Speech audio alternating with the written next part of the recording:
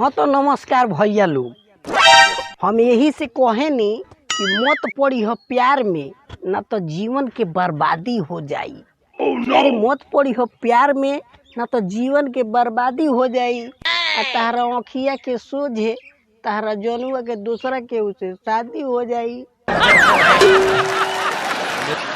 बाकी आजकल है लैला मजनू के कुछ बुझाते नहीं थे। अरे तनी मनी सोना देख के का हंस देता री, ई लोग फीलिंग में डूब जाता रहो। फिर ओकरा बाद से उनका लोग के प्यार के रफ्तार रोकले रोका तो नहीं खे। हनुमान गियर में डाल के आ प्यार के गाड़ी चपले रहता रहो।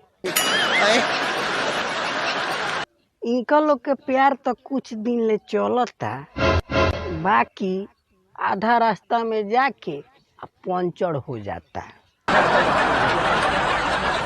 पता चलता नु कि जनुआ के बियाह होता। अब का बताइए भैया लोग इनका लोग के हाल।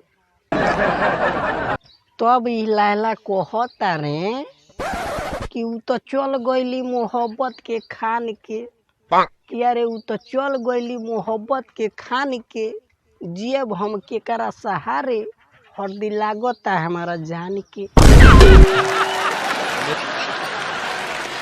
का बताइए भैया, जैसे जान के फोन आवता कहतारी कि मेरे बाबू हमारा के भुला दी हो, अब हमार शादी सेट हो गइल बा, अब हम तहरा से ना बतियाएम आ ना मिल पाएम।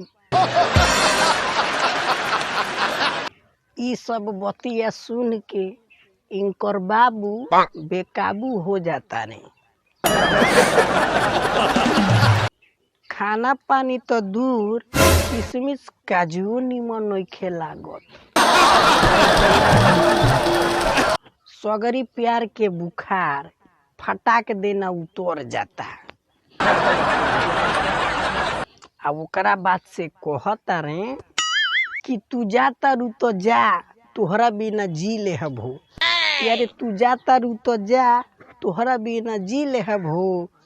आई जब याद तुहार ये जादू, तो दूगो बियर मंगा के पी ले हबो।